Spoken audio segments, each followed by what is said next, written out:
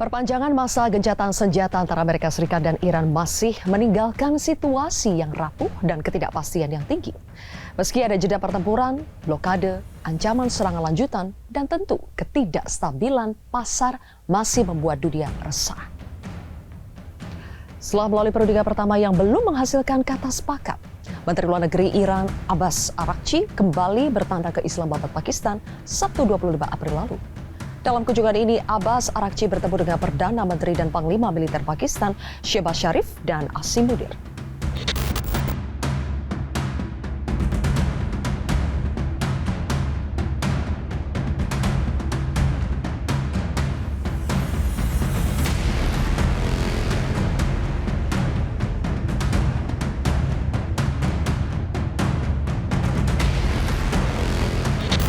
Di sisi lain, juru bicara Gedung Putih Caroline Leavitt menyatakan akan segera mengirimkan utusan khususnya Steve Witkoff dan menantu Presiden Trump, Jared Kushner, pergi ke Islamabad dan melakukan perundingan langsung dengan Iran. The president has decided to dispatch Special Envoy Witkoff and Jared Kushner back to Islamabad. The Iranians want to talk. They want to talk in person. And so the president is, as I've said many times to all of you, always willing to give diplomacy a chance. Sayangnya keputusan ini dibatalkan oleh Presiden Trump hanya sesaat setelah Abbas Araghchi meninggalkan Islamabad. Dalam wawancaranya, Trump juga mengungkapkan soal proposal baru yang diajukan Iran kepada Amerika. When they want, they can call me. We have all the cards. We've won everything. We have all the cards. They gave us a paper that should have been better. And interestingly, immediately when I canceled it, within 10 minutes we got a new paper that was much better. What was on that paper? They will not have a nuclear weapon. It's very simple.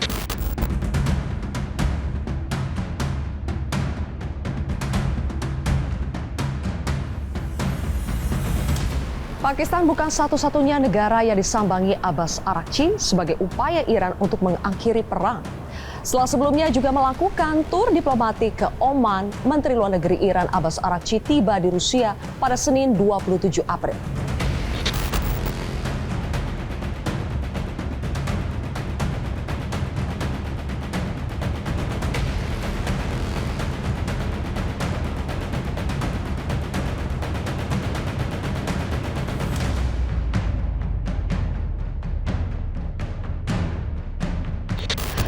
Dalam wawancara setibanya di Saint Petersburg, Rusia, Abbas Araghchi menuding Amerika sebagai biang keladi gagalnya perundingan. سفر من به پاکستان و عمان که سفر برای دو جانبه با پاکستان یک امر مهم میانجیگری در مذاکرات بین ایران و آمریکا رو داره انجام میده. لازم بود که یک مروری در آخرین وضعیت بکنیم. به هر حال تحولاتی در مذاکرات افتاده، رویکردهای آمریکایی‌ها باعث شد که مذاکرات دور قبلی علیرغم پیشرفت‌هایی که صورت گرفته بود ولی نتونه به اهداف خودش برسه. زیاده پاکایی که انجام دادن و رویکردهای غلطی که اتخاذ کردن. لازم بود که برای بررسی آخرین وضعیت ما مشورت‌هایی رو با Di Rusia, Abbas Araghchi bersama rombongan diterima langsung oleh Presiden Vladimir Putin. Presiden Putin menyatakan dukungan penuh terhadap Iran dan bersedia melakukan apa saja demi kepentingan Teheran. И, конечно, очень надеемся на то, что, опираясь вот на это мужество и стремление к независимости, иранский народ пройдет под руководством нового лидера этот сложный период испытаний и наступит мир. Со своей стороны будем делать все, что отвечает вашим интересам, отвечает интересам всех народов. Sementara itu di Amerika Serikat, Presiden Donald Trump dilaporkan mengalami insiden keamanan serius.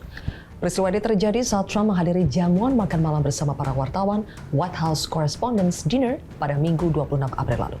Presiden Trump berhasil dilarikan oleh Secret Service.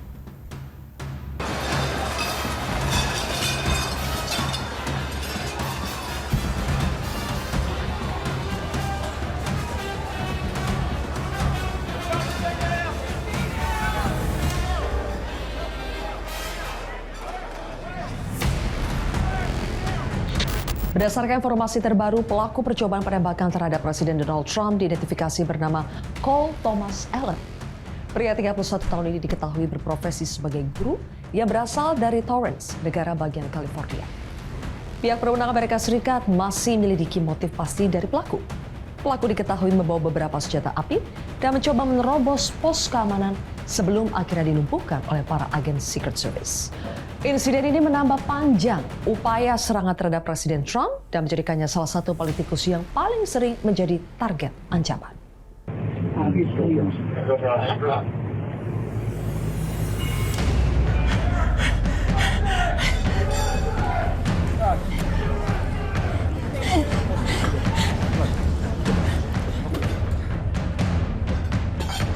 Mr. Secretary, do you know what's happening?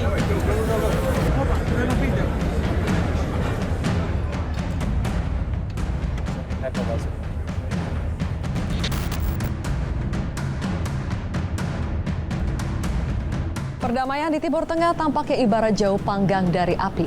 Para pemimpin negara-negara Dewan Kerjasama Teluk atau Gulf Cooperation Council melakukan KTT darurat di Jeddah, Arab Saudi. Pembahasan ini utamanya terkait dengan dampak eskalasi di Timur Tengah terhadap stabilitas regional, termasuk langkah-langkah untuk meredam konflik antara Amerika Serikat dan Iran.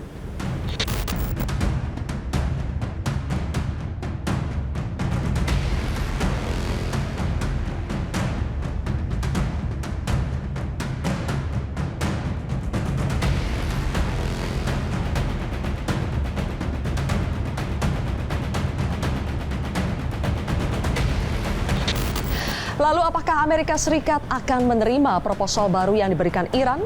Atau pertemuan Iran dan Rusia justru akan memicu eskalasi ketegangan baru di antara Iran dan Amerika Serikat? Inilah kontroversi selengkapnya. Manuver Iran-Rusia mengguncang dunia bersama saya, Zilvia Iskandar.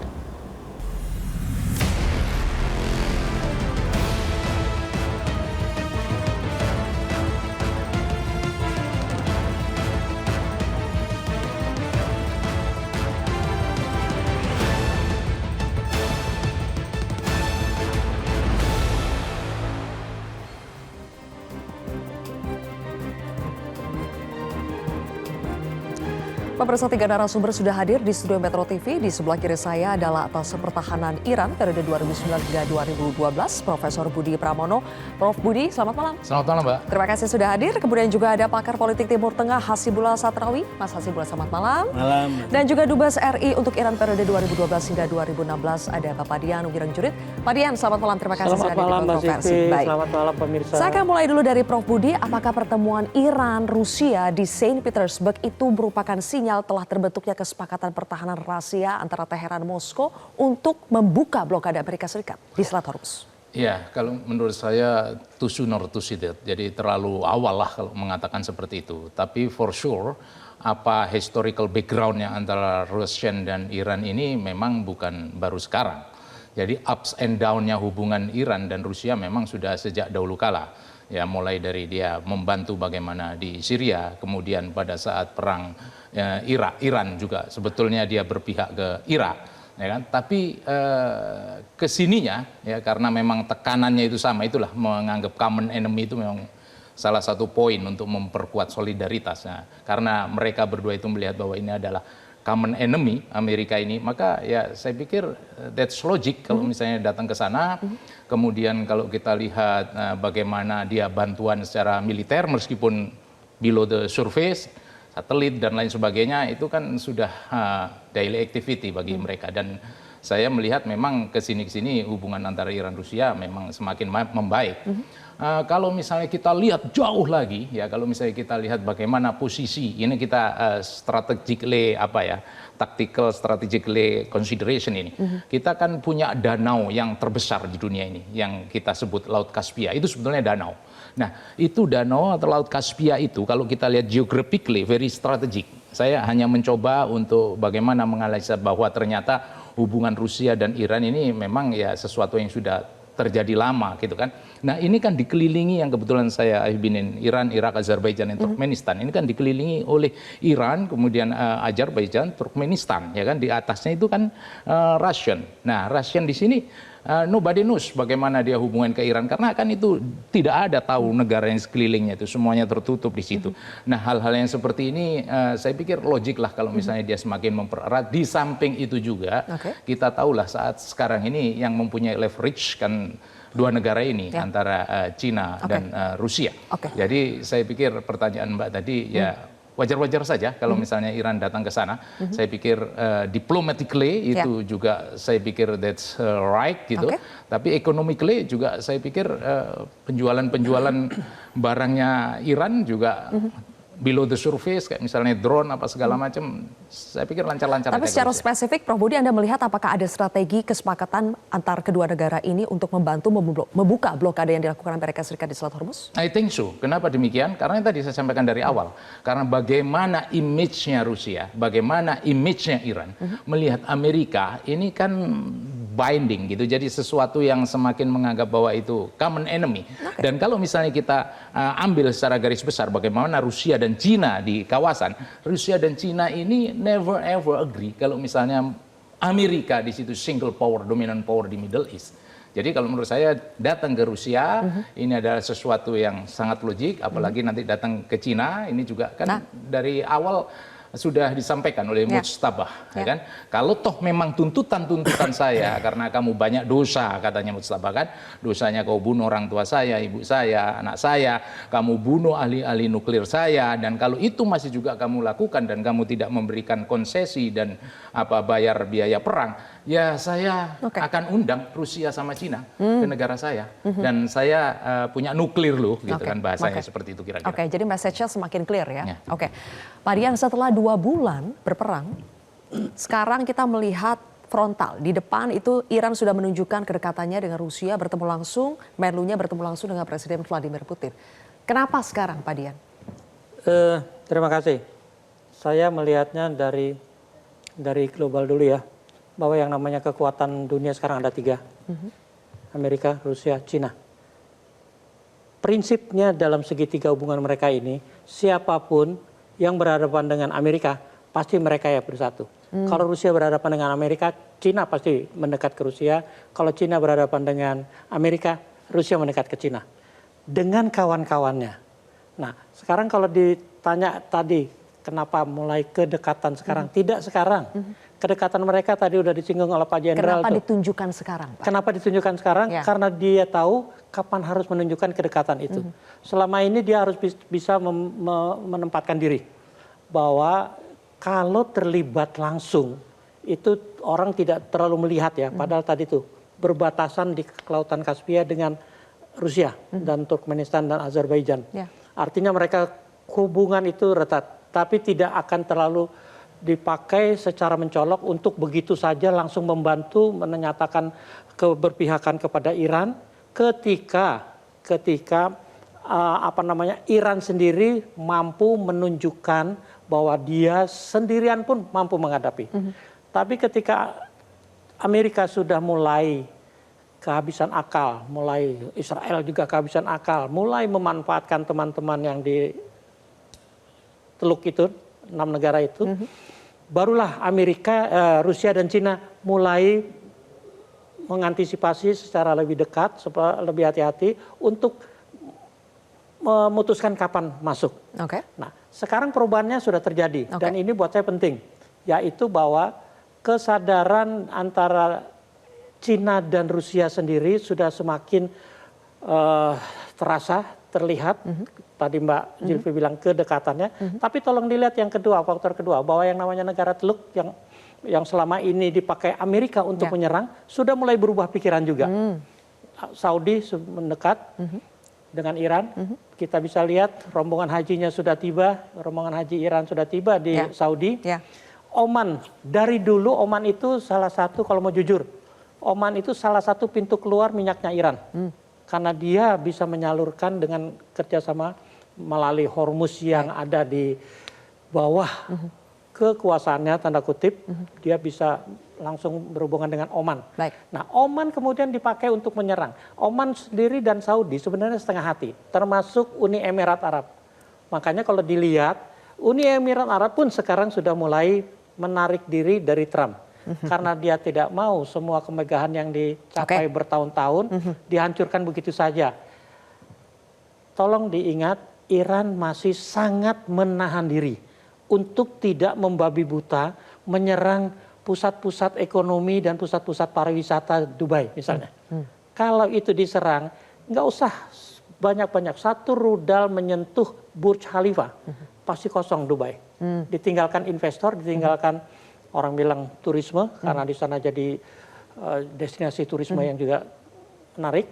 Nah, buat saya ini membuat diperlukan di saat Amerika sekarang sudah kehilangan akal dan mulai memainkan kartu diplomasi yang berdasarkan kemauan dia. Saya pernah bicara di beberapa forum, saya katakan kalau diplomasi kan ada 4 syarat. Harus saling menghormati, saling menguntungkan, saling resiprokalitas, dan satu lagi ada faktor satu lagi yang harus dipenuhi dalam rangka menjalin sebuah komunikasi untuk penyelesaian diplomasi. Bukan kan ancaman dan tekanan ya? Bukan ancaman dan tekanan. Nah, karena Iran tidak memiliki apa yang selalu dilakukan oleh Trump dengan ancaman. Hadirnya Cina dan sekarang yang menonjol adalah Rusia. Saya pikir itu langkah penting yang sekarang mulai ditunjukkan baik Iran maupun Rusia untuk menghadapi tekanan-tekanan Amerika. Kalau mau lihat pernyataannya Trump belakangan ini sudah bilang Rusia sama Ukraina juga tidak lama akan selesai. Artinya apa? Dia sudah tahu bahwa sekarang Rusia sudah mulai turun dan dia nggak bisa main-main lagi. Baik. Perang tampaknya bukan hanya melibatkan Amerika Serikat, Israel dengan Iran, tapi sudah meluas. Saya ingin tanya kepada pakar politik Timur Tengah, bagaimana dampak pertemuan demi pertemuan yang dilakukan Iran ke Islamabad, kemudian ke Oman, kemudian menemui Presiden Rusia Vladimir Putin. Bagaimana negara-negara di Teluk itu melihat pertemuan demi pertemuan yang dilakukan Iran. Tetapi setelah jeda pemirsa tetaplah di Kontroversi.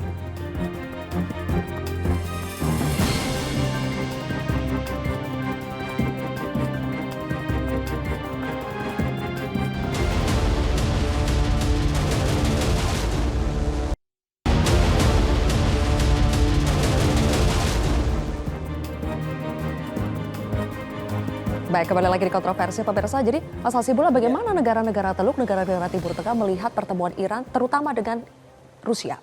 Ya, saya mau nyambungkan dengan yang ini dulu ya sebelum ke yang tadi.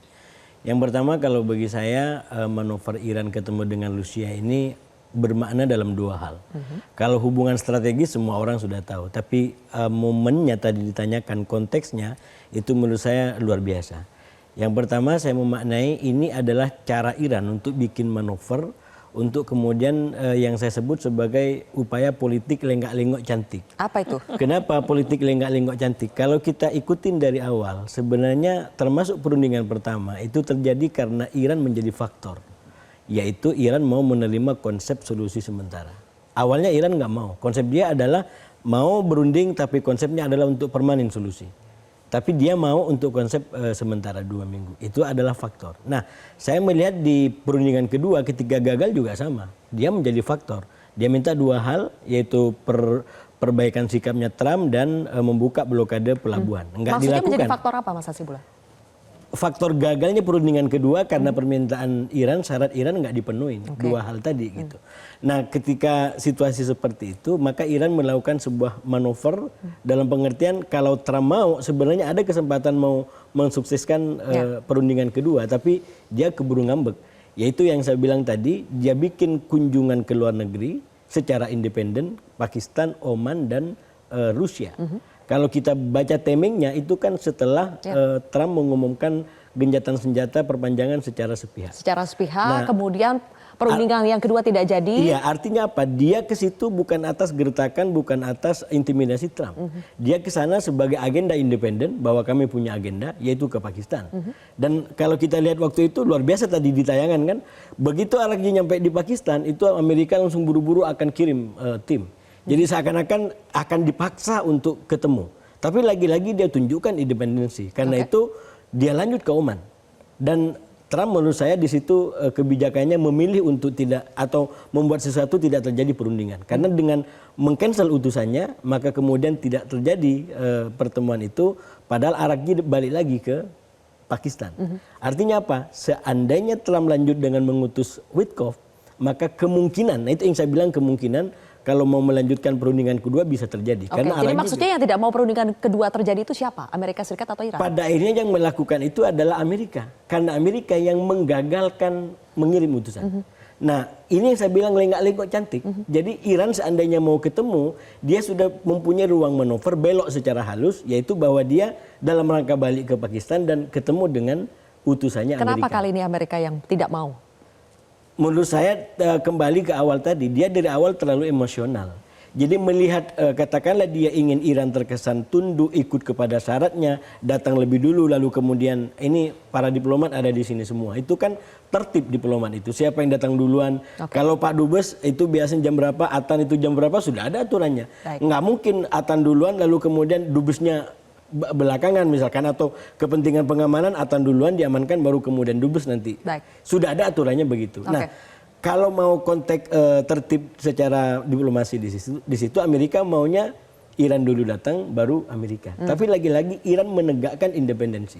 Karena itu dia tetap balik ke Oman, lalu setelah itu balik ke Pakistan baru ke Rusia. Ketika dia menerapkan lenggak-lenggok cantik, bagaimana negara Timur Tengah melihat itu? Itu satu. Nah, yang kedua masuk ke Timur Tengah, menurut saya juga kunjungan ini sekaligus berkaitan dengan isu-isu krusial.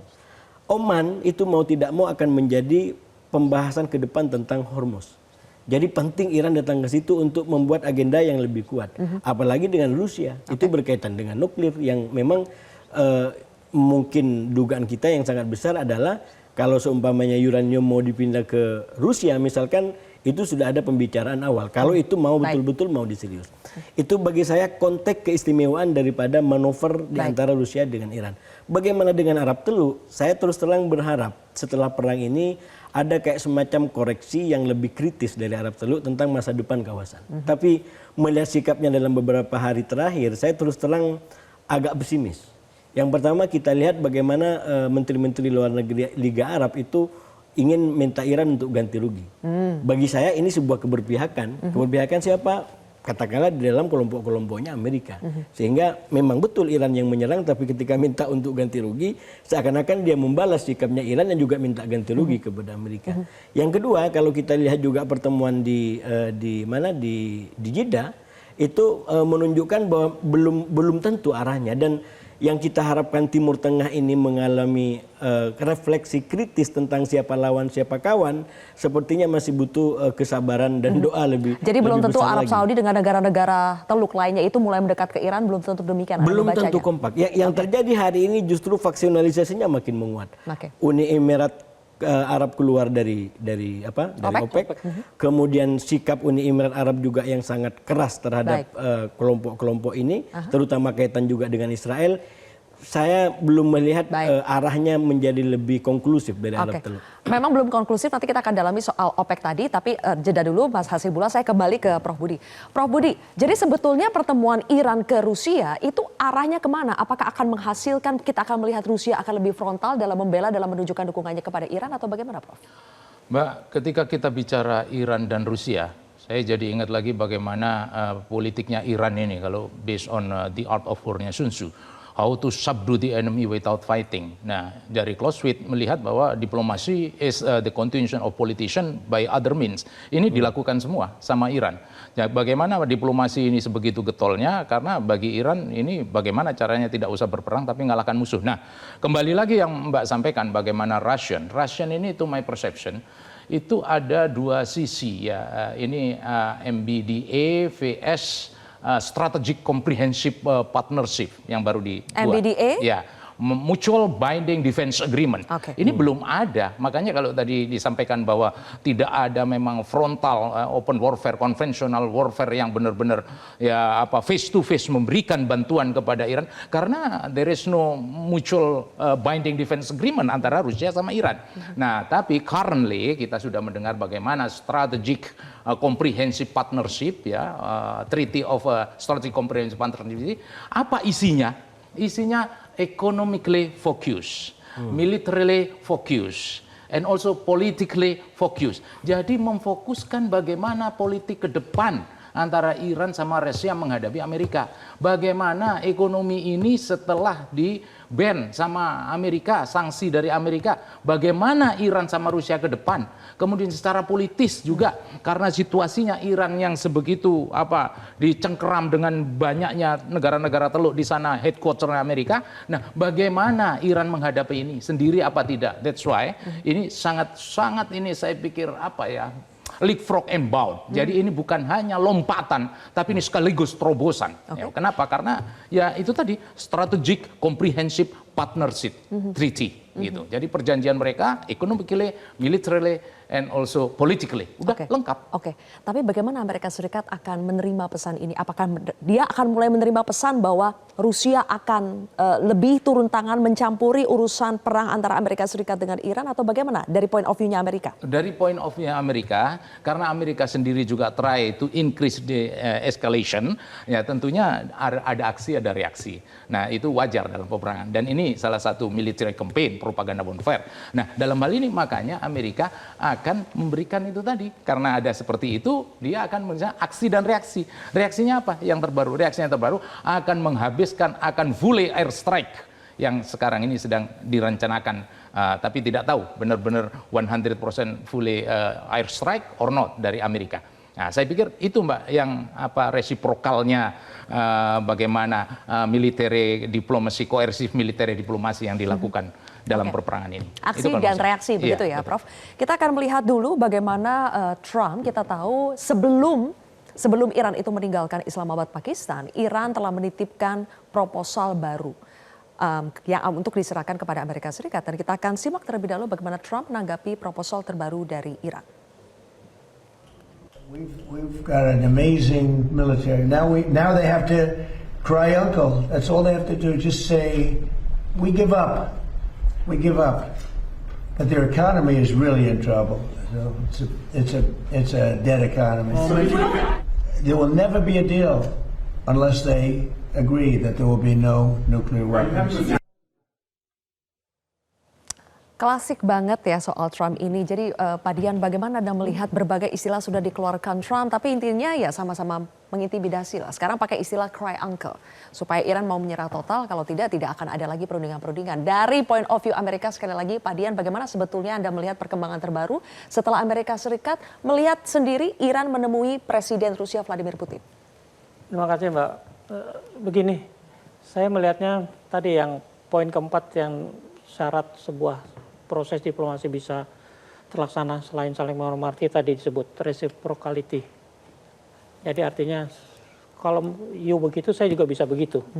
Nah buat saya apa yang dilakukan kalau kita ngomong perundingannya yang jangankan yang yang akan datang. Yang pertama yang katanya juga buntu, buat saya itu udah cacat dari kandungannya. Karena buat saya nggak akan bisa perundingan seperti itu dimulai dengan satu mau mendikte, mengusulkan 15, kalau kita mundur sedikit, dibalas 10.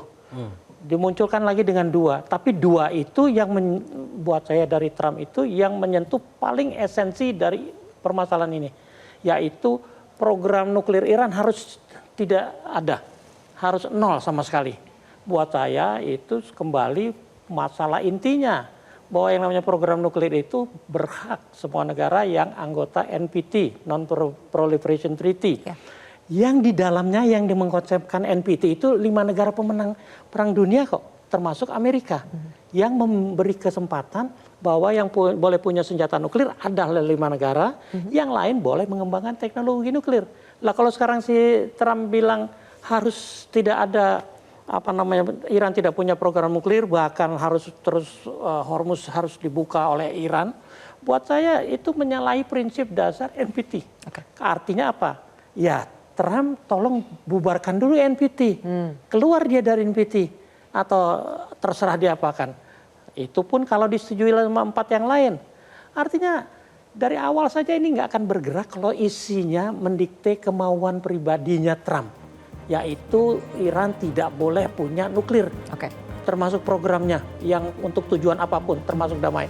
buat saya itu sudah tidak mungkin. Arti itu yang saya sebut cacat dalam kandungan, karena dia tidak memahami sendiri esensi keberadaan teknologi nuklir yang kalau digunakan secara damai bisa membantu meningkatkan kemaslahatan masyarakat dunia. Nah, kalau dibilang tadi katanya sekarang pandangan Trump gimana? Trump selalu kehilangan akal. Di medan tempur militer sudah terbukti Iran tidak bisa ditundukkan seperti yang dibayangkan bisa cepat. Itulah yang tadi kaitannya dengan kenapa dia mulai beralih mendekati juga Trump, katanya mendekati Putin, ngomong katanya 1 jam sama Putin segala macam. Buat saya itu dalam rangka mengimbangi apa yang dilakukan Iran untuk menetralisir bahwa kalau Iran mau main diplomasi, kami juga siap. Tapi kalau lihat dari bahasa-bahasa yang barusan disampaikan, bahwa harus menyerah dan segala macam, lupakan Trump. Oke, situasi semakin rumit ketika tadi Mas Hasibullah sudah menyentuh bahwa Uni Emirat Arab tiba-tiba mundur dari OPEC. Itu dampaknya apa buat dunia dan juga konstelasi peta politik saat ini di Timur Tengah? Sesaat lagi pemirsa, tetaplah di Kontroversi.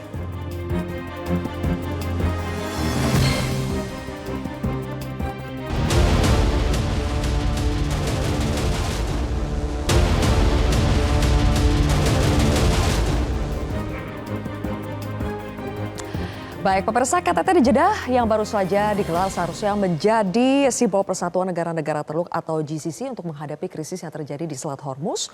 Tetapi kita lihat kabar yang berembus justru sebaliknya, bahwa solidaritas dikabarkan mulai retak seiring dengan meroketnya harga energi dan juga ancaman blokade yang tidak kunjung usai. Dan Mas Habib, kita melihat bagaimana langkah Uni Emirat Arab keluar dari OPEC tepat di tengah KTT Jeddah, itu sangat mengejutkan. Itu artinya apa? Apakah itu berarti solidaritas GCC itu sudah mulai runtuh atau bagaimana?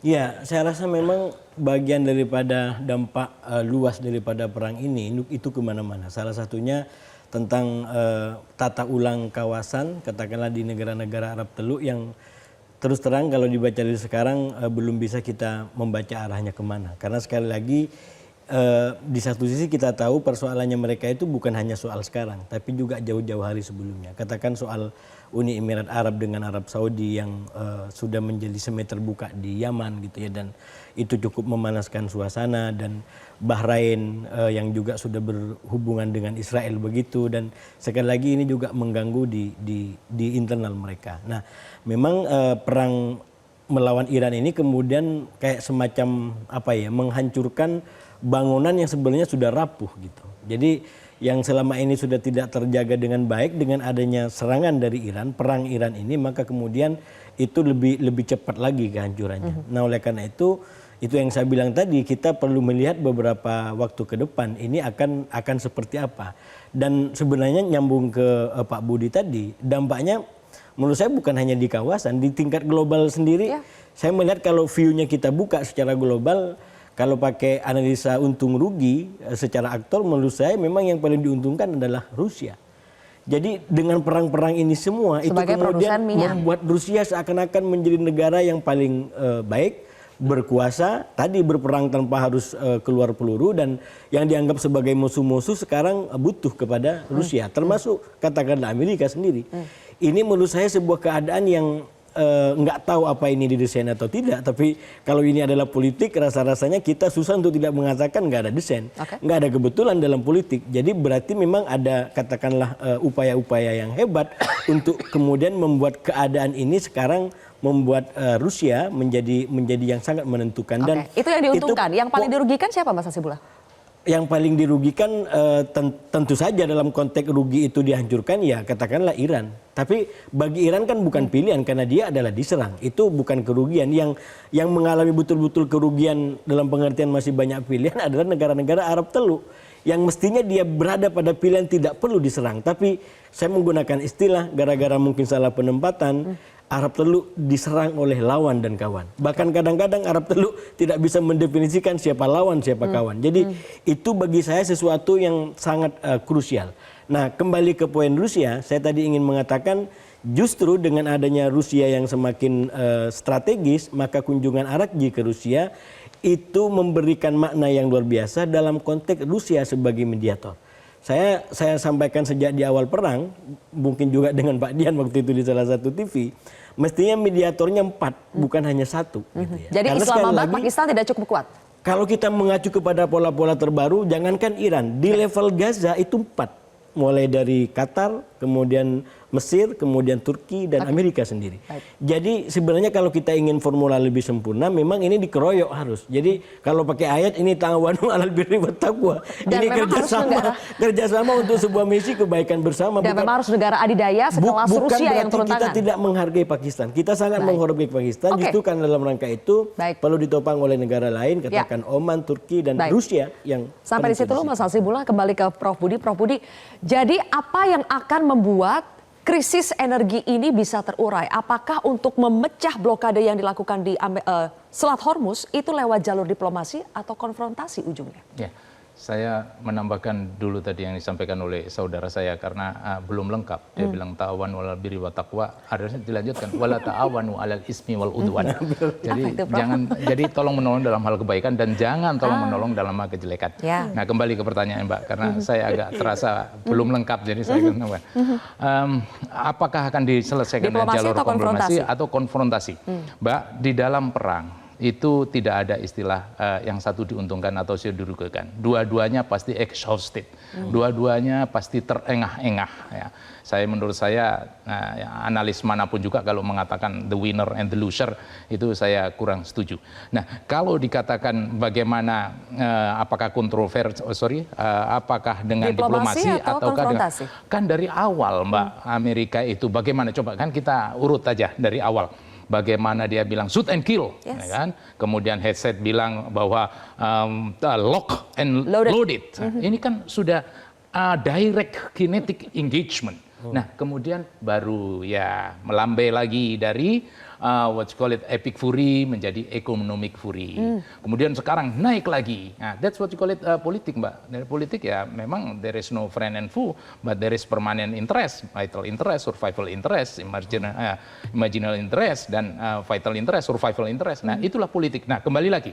Kalau misalnya apakah dengan kekerasan, nah dari awal kan sudah disampaikan. Kita cukup melihat dari Iran, Mbak, kalau melihat bagaimana Amerika itu bergerak.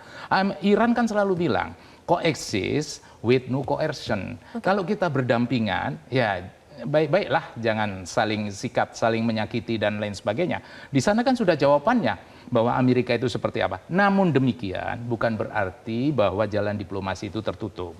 Kenapa saya katakan seperti itu? Karena kan Amerika juga masih berikan kelonggaran, tawar-menawar. Hanya dia memang tawar-menawarnya alot, gitu kan. Bapak ini mintanya paket lengkap, paket besar. Sedangkan maunya Iran, diurai dululah ini. Blokade silakan, Hormuz silakan, baru nanti later we talk about nuclear. Dan Iran itu juga bukan sesuatu yang hanya taktikal, bukan, itu memang kecerdasan Iran. Apa yang disampaikan oleh Sun Tzu di Art of War mengatakan jangan pernah sekali-kali kau tunjukkan keunggulanmu sebelum kau yakin menang. Nah, keunggulan Iran ya memang di nuklir. Coba kalau misalnya nuklir ini tiba-tiba dihabisin, zero nuklir, bagaimana ada yang di Fordo, bagaimana yang ada di Natanz, bagaimana yang mining ada di Hormozgan, bagaimana mining yang ada di Yaj, kemudian bagaimana yang riset ada di Isfahan, ada di Teheran, ada di Arak, bagaimana PLTN yang ada di Bushehr. Ini kan ibaratnya sudah dari utara, kemudian ke timur, ke selatan, itu semuanya dalam rangka low enrichment and high enrichment. Jadi kalau misalnya itu tiba-tiba Amerika kemudian benar-benar zero toleran terhadap nuklir, I don't think so. I don't think so. Iran tidak akan menyerahkannya itu. Exactly. Oke. Jadi dalam situasi yang kami sebut alot dan juga deadlock, siapa yang bisa mengurainya? Apakah Rusia adalah kuncinya? Nanti Pak Dian dijawab sesaat lagi, tetaplah di Kontroversi.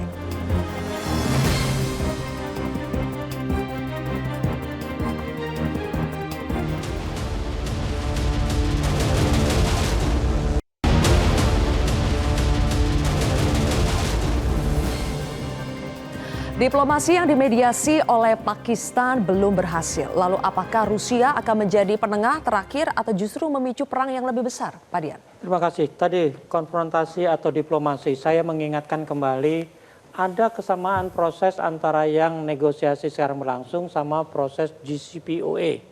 2002 mulai 10 tahun perkembangannya sangat lambat, baru 2013 mulai intensif. Pertemuannya juga lebih intensif, praktis lancar. Itu era Obama? Era Obama. Oke. Kenapa? Karena ketika itu lupakan Cina. Cina itu 2002 ketika isu ini muncul masih belum seperti Cina yang sekarang. 2013 juga. Tapi kita ingat kiprahnya Rusia itu juga sudah bermain di Crimea. Dia duduki Crimea. Ya. Dan Amerika tidak bisa apa-apa. Artinya apa? Amerika hanya bisa ngomong tapi lawan seperti Rusia nggak berani. Kalau lawan Venezuela jago dia. Nah, dengan posisi seperti ini Rusia memainkan kembali. Di saat-saat kritikal seperti ini, Rusia mulai bermain. Cina seperti biasa lebih banyak wait and see. Orang bilang. Nah, sekarang Rusia mulai, makanya Iran pun memahami proses yang sebelumnya bahwa di saat seperti ini Rusia bisa dijadikan andalan untuk mulai menghadapi Trump yang seperti ini. Makanya saya yakin ketika Rusia sudah memutuskan, apalagi hubungannya sangat baik dengan Iran, buat saya ini kunci kepada proses diplomasi yang sekarang katanya masih buntu. Tapi ada yang bilang gagal, buat saya bukan belum gagal lah, tapi masih berlangsung. Nah, itulah pentingnya peran kenapa Iran sama Rusia sekarang mendekat. Jadi Rusia akan memainkan peran sekarang? Akan memainkan peran seperti ketika JCPOA dulu. Di saat kritikal dia masuk. Baik. Kalau Mas Hasibullah penilaiannya seperti apa? Ya, kalau kita bicara tentang Rusia dan peran mediasi, saya optimis dan paling tidak berharap ini segera akan ada aktornya, terutama mungkin Rusia atau mungkin Cina atau negara manapun sesuai dengan karakternya masing-masing. Tapi menurut saya yang harus kita kawal mestinya bareng-bareng bahwa tata kelola global ke depan mestinya mengalami perbaikan setelah semua ini berakhir. Dan salah satu koreksi yang paling keras menurut saya, betapa politik standar ganda itu menjadi problem yang luar biasa. Negara punya hak untuk bekerja sama dengan manapun, tapi kalau kemudian pembelaannya membabi buta, seperti dilakukan oleh Amerika terhadap Israel, dilakukan Trump terhadap Netanyahu, bahkan walaupun Netanyahu sudah dijadikan sebagai tersangka begitu, tetap aja tidak ada proses hukum yang adil, maka bagi saya itu adalah matinya keadilan. Indonesia harus punya peran juga di situ karena salah satu nilai daripada kontribusi kita dalam konteks global adalah berdasarkan nilai-nilai keadilan. Terima kasih Mas Hasibullah. Jadi Pak Prof Rudi, Rusia akan menjadi juru damai atau justru aktor kunci yang mendamaikan atau justru aktor yang membelah? Aktor kunci yang mendamaikan. Kenapa saya berangkat dari strategic comprehensive partnership ini, strategic comprehensive partnership yang dibuat barusan antara Rusia dan Iran. Jadi mendamaikan dalam arti ya harus punya leverage. Mendamaikan berarti harus punya irisan. Nah, irisannya dalam strategi comprehensive partnership ini adalah economically focused, military focused, dan politically focused. Tapi saya ingin membawa ke belakang sedikit, Mbak. Kenapa saya Iran seperti karena ini? Karena dia memang mengaplikasikan civis pacem para bellum. Dari waktu yang dia berhenti dalam artian aman, itu bagi dia adalah persiapan perang. Makanya saya ada mendengar bagaimana Legend Ibrahim mengatakan bahwa Amerika sedang bernegosiasi terhadap dirinya sendiri. Nah, apa artinya? Dia benar-benar akan memegang, uphold ya, their national interest dalam hal ini, nuklir setinggi-tingginya, karena itu adalah memang harga leverage dia yang tertinggi dalam hal ini.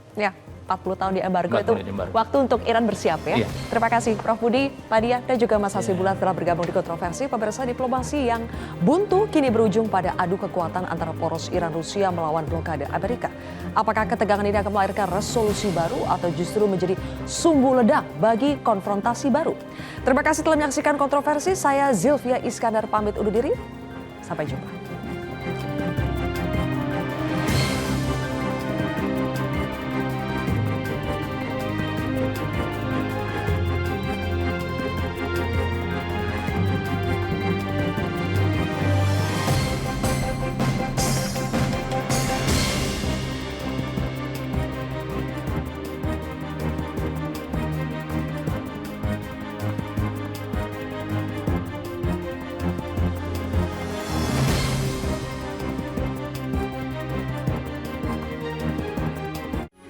Metro TV.